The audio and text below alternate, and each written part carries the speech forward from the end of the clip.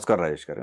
ఈ పొంగనూరు ఘటన పైన మీ అభిప్రాయం ఏంటండి? వాస్తవంగా తెలుగుదేశం పార్టీకి సంబంధించిన గ్రామస్థాయి సీనియర్ కార్యకర్త అనాలా లేకపోతే గ్రామస్థాయి నాయకుడు అనాలో రామకృష్ణ గారు హత్యకు గురి కావడం అనేది మొట్టమొదటిగా బాధాకరమైన విషయం.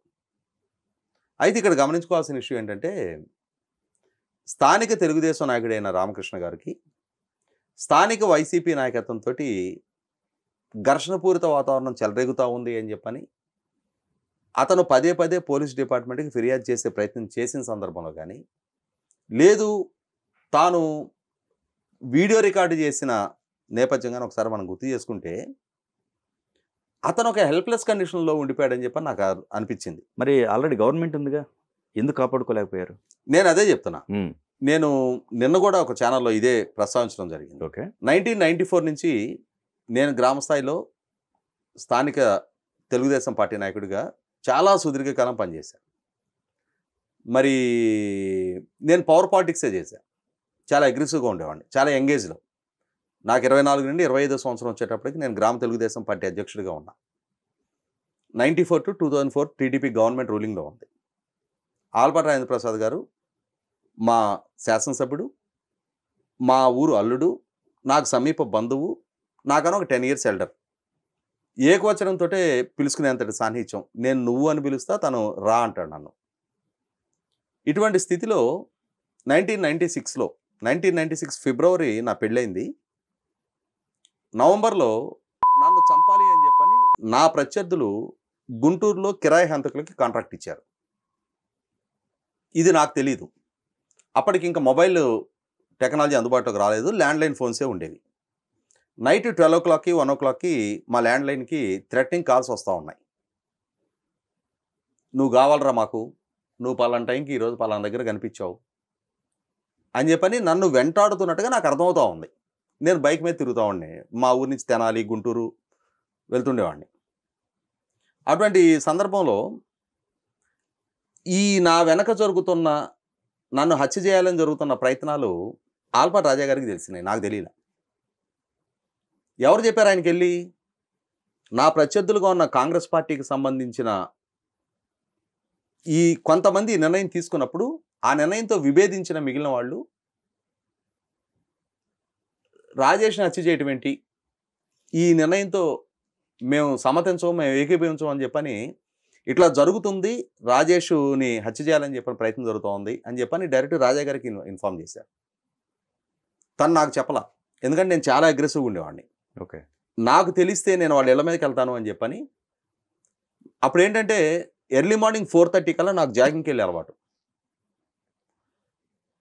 ఈయన ఏం చేశారంటే నా చుట్టూ ఉండే వాళ్ళందరినీ అలర్ట్ చేశారు. ఎందుకంటే ఆయన మా ఊరు అల్లుడు, అందరూ వ్యక్తిగతంగా ఆయనకి పరిచయం ఉన్నవాళ్లే, బంధుత్వాలు ఉన్నవాళ్లే, నాతో ఉండేవాళ్ళు ఎవరు అనేది మొత్తం ఆయనకి తెలుసు. వాళ్ళందరినీ అలర్ట్ చేశాడు ఆయన. వాడికి చెప్పకండి, మీరు వాడిని ఒంటరిగా ఉండనివ్వద్దు అని చెప్పని వాళ్ళకి విషయం ఏంటనేది చెప్పాల. ఏదో అనుమానాస్పదంగా ఆయనకి సమాచారం అందిందనేది వీళ్ళకి అర్థమైంది. ఎందుకంటే అప్పటికి ఒక ఫ్యాక్షన్ టైపు వాతావరణం నడుస్తూ ఉంది మా ఊళ్ళో. ఇటువంటి పరిస్థితుల్లో నేను ఎర్లీ మార్నింగ్ జాగింగ్కి బయలుదేరితే నేను బయటకు వచ్చేప్పటికి వీళ్ళందరూ నిలబడి ఉండేవాళ్ళు, నాకు సంబంధించిన వ్యక్తులందరూ. ఏదో కబుర్లు పెట్టి ఆపేసేవాళ్ళు నన్ను. ఎవరో ఏదో సమస్యను వచ్చేవాళ్ళు, దాని గురించి మాట్లాడటం, లేదు ఏదో ఒక ఇష్యూ. నన్ను 2-3 రోజులు జాగింగ్కి వెళ్ళనివ్వాల, ఇక్కడే కాలయాపన అయిపోయిండేది. ఇటువంటి పరిస్థితుల్లో ఒకరోజు ఈవినింగ్ నాకు మా రాజాన నుంచి కాల్ వచ్చింది. రేపు మార్నింగ్ నేను ఊళ్ళోకి వస్తున్నారా, నువ్వు ఇంటి దగ్గరే ఉండు అని చెప్పాను. సరే అన్న, ఇంటి దగ్గరే ఉంటానని చెప్పాను నేను. ల్యాండ్లైన్స్ అప్పట్లో సహజంగా ఎప్పుడు తను ఏదైనా పనుండి ఏదైనా ప్రోగ్రామ్ ఉండి వచ్చినా 9కి అట్లా ఇంటి దగ్గర బయలుదేరి వచ్చేవాడు గుంటూరు నుంచి. అట్లాంటిది ఆ రోజు 6:30 కల్లా వచ్చేసింది కారు. సీరియస్గా కారు దిగేసి గన్మెన్ తీసుకొని, కాంగ్రెస్ పార్టీకి సంబంధించిన వాళ్ళు కూడా అందరూ మా ఊరు వాళ్ళే కదా, అదే ఈయనకి బంధువులు ఉన్నారు, మాకందరికి బంధువులే ఉన్నారు వాళ్ళల్లో కూడా. డైరెక్ట్గా వాళ్ళ ఇంటికి వెళ్ళాడు ఆయన. వాళ్ళకి ముందే ఇన్ఫార్మ్ చేసినట్టున్నాడు నేను వస్తున్నాను అని చెప్పిన వాళ్ళకి కూడా. ఒకళ్ళ ఇంటికి వెళ్ళాడు, కొద్దిగా పెద్ద ఒక ఆయన దగ్గరికి వెళ్ళాడు. వాళ్ళు విస్తుపోయారు ఏది ఈ సమాచారం విన్న తర్వాత. అవునా, మాకు తెలియదే అని చెప్పని వాళ్ళందరూ కలుసుకొని అసలు వాడిని పిలిపించారు.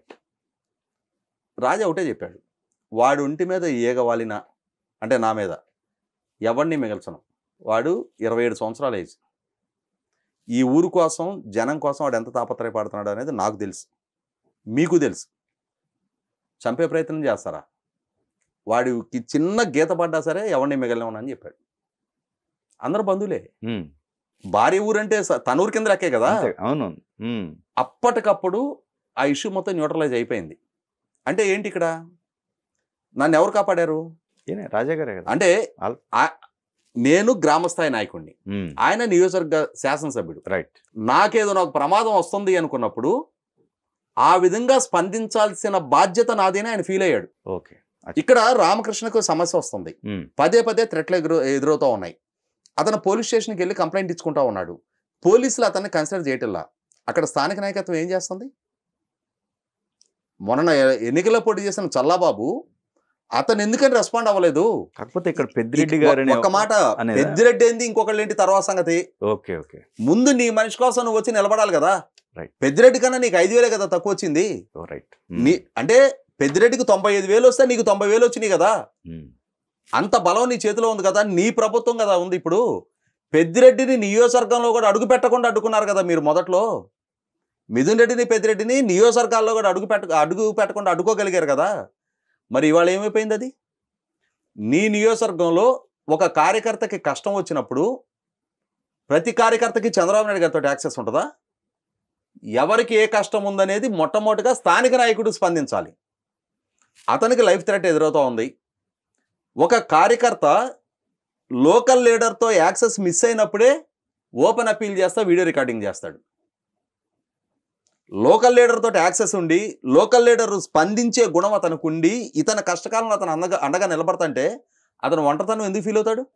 ఒంటరితనం ఫీల్ అయినప్పుడే, నన్ను ఆలకించేవాడు ఎవడు లేడు అనుకున్నప్పుడే ఓపెన్గా వీడియో రికార్డు చేసి ప్రజలకు వదులుతారు. నా రెస్క్యూకి రండి అని చెప్పని, నాకు కష్టకాలం ఎదుర్కొంటున్నా, నాకు ప్రమాదకర పరిస్థితులు ముంచుకొస్తున్నాయి అని చెప్పని స్పందించాల్సిందే మొట్టమొదటి స్థానిక నాయకత్వం. ఒక గ్రామ స్థాయిలో ఏం జరుగుతుంది అనేది రాష్ట్ర ముఖ్యమంత్రికి, పార్టీ అధినేతకి ఎట్లా తెలుస్తుంది? అసలు తెలియాలని మనం ఎట్లా ఎక్స్పెక్ట్ చేస్తాం? పార్టీ ప్రధాన కార్యదర్శికి లోకల్గా సిఐఏ ఎస్ఐఓ ఇతనికి రెస్పాండ్ అవ్వకపోతే ఇన్ఛార్జ్గా మీరేం చేస్తున్నారు? ఎమ్మెల్యే అమర్నాథ్ రెడ్డి ఎస్ఐని మార్చలేకపోతున్నాం మేమని చెప్పని ఎందుకు ఆ పదవులకు రాజీనామా చేయండి. ఎవరి దగ్గర బేదేడుపులు ఏడుస్తారు మీరు? రూలింగ్ పార్టీ ఎమ్మెల్యేలుగా ఉండి ఎస్ఐని మార్చడం ఎస్పీ వినకపోతుంటే మీ జిల్లాలో ఉన్న ఎమ్మెల్యేలు మొత్తం పెద్దిరెడ్డి రామచంద్రారెడ్డి, ద్వారకానాథ్ రెడ్డి ఇద్దరు తప్పించి మిగిలిన మొత్తం అధికార పార్టీ ఎమ్మెల్యేలేగా, ముఖ్యమంత్రి మీ జిల్లాయేగా. అందరికందరూ వెళ్ళి కూర్చోండి ఎస్పీ దగ్గర. ఎందుకు వినడు? అందరికందరూ వెళ్ళి మీరు ఎప్పుడు రిప్రజెంట్ చేశారు? ప్రెషర్ ఎప్పుడు మౌంట్ చేశారు ఎస్పీ మీద? ఇప్పుడు ఈ భేద అరుపులేంటి? ఒక సంఘటన జరిగినాక, ఒక విలువైన ప్రాణం పోయిన తర్వాత. అంటే ఇక్కడ ఏం చేస్తున్నారు వీళ్ళు?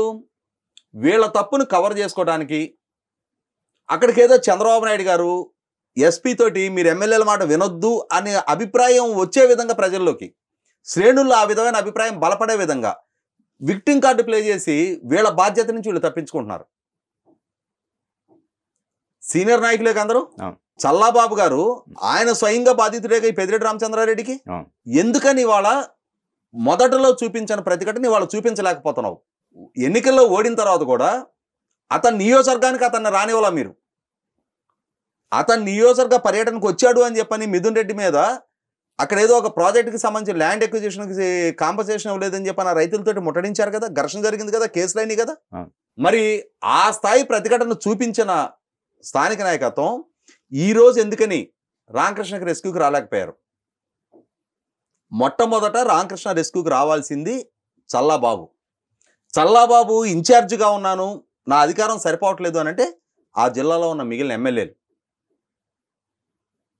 సమిష్టిగా వీళ్ళందరూ కార్యకర్తకి అండగా నిలబడాలి అని అనుకుంటే ఏం చేయగలుగుతాడు పెద్దిరెడ్డి రామచంద్రారెడ్డి? ఒక నియోజకవర్గానికి పెద్దిరెడ్డి రామచంద్రారెడ్డి పరిమితం. లేదు అని అంటే పెద్దిరెడ్డి రామచంద్రారెడ్డితో అందరికందరూ కొల్లుడైనట్టుగానే భావించాలి. ఇక్కడ ఒక అంశం ఉంది. అదే పెద్దిరెడ్డి రామచంద్రారెడ్డి మీద అక్కడ పోటీ పడిన 3 ప్రధాన అభ్యర్థులు రామచంద్రులే. పెద్దిరెడ్డి రామచంద్రారెడ్డి విన్నరు, సెకండ్ పొజిషన్లో టీడీపీ అభ్యర్థి చల్లా రామచంద్రారెడ్డి, మూడో అభ్యర్థి బీసీవై పార్టీ అధినేత రామచంద్ర యాదవ్. ముగ్గురు రామచంద్రులే.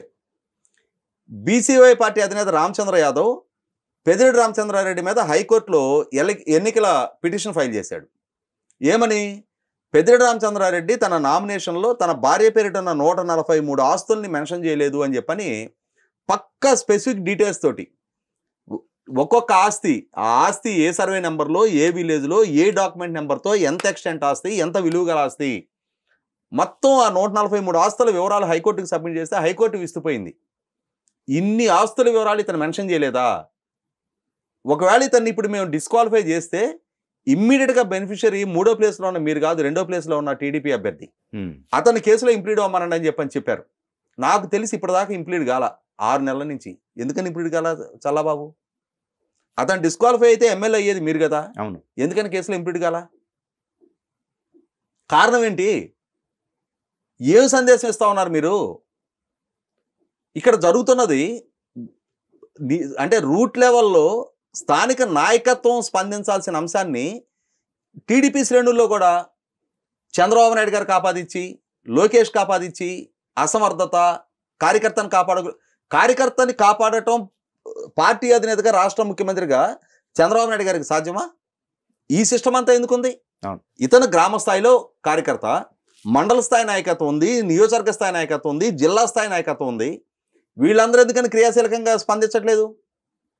అంటే పదవులు వచ్చేసాయి, పదవులు దక్కాయి కాబట్టి వాళ్ళందరూ నిర్లిప్తంగా మారిపోయి పాపాల పర్యడుకు మళ్ళీ ప్రతి చిన్నదానికి చంద్రబాబు నాయుడు గారికి ఆపాదించేస్తారా? ఆయన నిందిస్తారా? అంటే ఎవరు చేసిన తప్పుకైనా ఆయనే బాధ్యుడా? నేను ఇందాక చెప్పింది అదే. నా విషయంలో స్పందించిన రాజా గారు ఉదంతం చెప్పింది అందుకే. నేను 1996లో జరిగింది అది. ఇవాళ 2025లో కూడా మనం కూర్చొని మాట్లాడుకోగలుగుతున్నాము అని అంటే ఆ రోజు ఆయన నన్ను కాపాడిందే. గ్రామ స్థాయిలో పనిచేస్తున్నాడు వీడు. వీడికి ప్రమాదం వస్తే రెస్క్యూకి వెళ్ళాల్సిన బాధ్యత నాది అని చెప్పని ఫీల్ అయిన రాజాగారు లాంటి చాలామంది నాయకులు ఉన్నారు. చాలా నియోజకవర్గాలు ఇటువంటి సమస్యలు ఎదురవుతాయి. చాలా నియోజకవర్గాల్లో గ్రామ స్థాయిలో ఉన్న ఘర్షణల నేపథ్యంలో తమ క్యాడర్కి అండగా ఇన్ఛార్జ్లో, ఎమ్మెల్యేలో వాళ్ళు నిలబడతారు. అక్కడ నిలబడాలి కూడా, నిలబడి తీరతారు. ఎందుకంటే వాళ్ళ గెలుపు వీళ్ళ భుజాల మీద ఉంటుంది. కరెక్ట్. వీళ్ళు భుజస్కంధాల మీద ఆ గెలుపు బాధ్యతను తీసుకొని ఓటర్ని బూత్ వరకు తీసుకొచ్చేది వీళ్ళు. ఇటువంటి స్థితిలో రామకృష్ణది దురదృష్టకర పరిస్థితుల్లో జరిగింది. ఈ జరిగిన దాన్ని ఖచ్చితంగా బాధ్యత తీసుకోవాల్సిన చల్లబాబు గారు లాంటి వాళ్ళు మీకు ఇప్పటికీ పెద్దిరెడ్డి రామచంద్రారెడ్డి మీద గతంలో చూపించిన ఫైటింగ్ స్పిరిట్ చూపించలేకపోతున్నాము అని అంటే, ఎస్, పోటీ చేసిన అభ్యర్థిగా మీ గుర్తింపు మీకు ఉంటుంది. మీరు కార్యకర్తల రెస్క్యూకి రాలేకపోతున్నారు అని అంటే పార్టీ అయినా సరే ఒక స్పష్టమైన నిర్ణయం తీసుకొని అవసరమైతే ఇంకొక ఇన్ఛార్జిని పెట్టేయండి అక్కడ. నేను విన్నదైతే ఈయనకి బెంగళూరులో వ్యాపారాలు ఉన్నాయి, ఎక్కువగా ఫుల్ టైం అక్కడే ఎంగేజ్ అవుతూ ఉన్నాడు. ఇక్కడ నియోజకవర్గ పరిధిలో పెద్దగా స్థానిక క్యాడర్కి అందుబాటులో ఉండట్లా. ఆయన వ్యాపారాలు చేసుకోవచ్చు కాదన్నాం మనం, కానీ దానికి కార్యకర్తలు బలి కాకూడదు కదా. క్యాడర్ కూడా ఆలోచించుకోవాల్సింది ఏంటంటే సోషల్ మీడియాలో పదే చంద్రబాబు నాయుడు గారిని బ్లేమ్ చేయడం కాదు. మొట్టమొదటిగా పార్టీ స్ట్రక్చర్ ఏంటో ఒకసారి ఆలోచన చేసుకోండి. ఎవరి రెస్పాన్సిబిలిటీ ఏది, ఎవరు దేన్ని హ్యాండిల్ చేయాలనేది మొట్టమొదటి మీరు రియలైజ్ కాండి. ప్రతి చిన్నదానికి చంద్రబాబు నాయుడు గారిని బ్లేమ్ చేయటం అంటే, నేను ఇందాక చెప్పినట్టుగా విషాన్ని మింగిన గరళకంఠుడిలాగా అన్ని నిందలు ఆయన మోస్తూ ఉండొచ్చు. ఆయన జీవితకాలం నిందలు మోయటానికే ఇప్పటివరకు సరిపోయింది. చెయ్యని ప్రతి తప్పుకి ఆయనే సంజేషన్లు ఇచ్చుకుంటూ వచ్చారు. ఇవాళ ఈ పరిస్థితుల్లో కూడా రాష్ట్రాన్ని గాడిన పెట్టాలి, చక్కదిద్దాలి, రాష్ట్రానికి ఒక అద్భుతమైన భవిష్యత్తు ఇవ్వాలి అని చెప్పని నిరంతరం తాపత్రయపడుతున్న నాయకత్వానికి అండగా ఉండి భుజంగాయాల్సిన శ్రేణులు ఆయనకి బలహీనంగా మారటం అనేది శ్రేయస్కరం కాదు.